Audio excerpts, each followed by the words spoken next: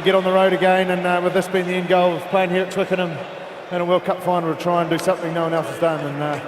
And I'm so proud of the way the guys have done that today. We played some damn good rugby there. We lost a bit of momentum in the second half, but we kept our composure, and we came home strong, which has been a hallmark of this team for the last 4 years. Tries for potential retirement from Test cricket at the end of this summer. Have you came to any decisions on that just yet? Oh, look, I think it's probably fair to say that things are winding down a little bit, but we'll deal with that when the time comes. But for the moment, just really enjoying playing with these guys, and hopefully we're able to tick off another couple of series wins along the way.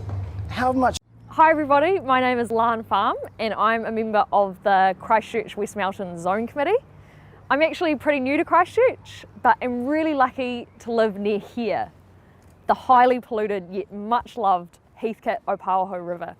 I'm Jordan Luck, played with the Exponents, play in a band now called The Illustrious, famous, even more famous band. Played with a lot of people and have had a fortunate time. Write songs, sing some songs as well. Went to school in Geraldine High School, at Geraldine High School, and that was essentially when music took off. This week in New Zealand Today, I travelled to Napier to view one of this country's most fascinating natural phenomenons since the pink and white terraces. 2 countdown supermarkets directly across the road from each other. Over my left shoulder, you'll see a countdown supermarket. But then, to my right, another countdown supermarket. Countdown there, countdown there. What you're seeing is not trick photography. What you're seeing is 100% real.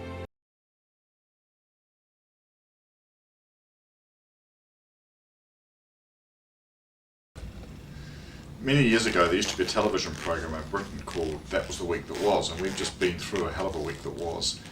It started out with this extraordinary takeover of the ACT Party, and then it was sort of followed at the end of the week by an even more set of extraordinary activities around Honi Haurawera and the Mana Party.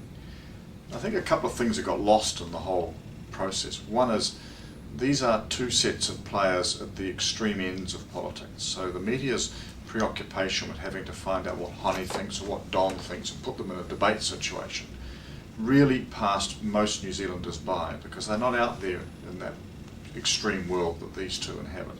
Over the 2 days following the violent February 6.3 magnitude quake struck at the heart of Christchurch City. We loaded the truck this morning about 9:30 till about 12 o'clock, and then we've just been doing the whole street here ever since. So we've been out since 1 o'clock. They'll probably go till about 7. So I'd much rather be in the tent than in the house with all the rattling of the roof tiles. This freaks me out. And she's got every... Going to parents-in-law's where we're staying at the moment, just so we've got some clothes. After moving out of their home in the September quake... Yeah, a lot of Horace's family, we've gone up to Auckland.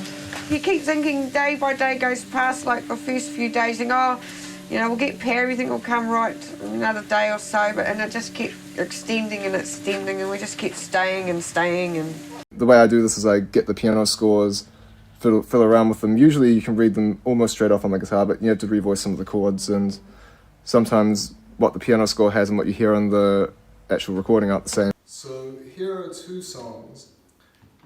Broadway's a kind of an interesting thing. Because it was a commercial medium, you needed leading ladies. And the 2 most famous leading ladies of old Broadway were Mary Martin and Ethel Merman.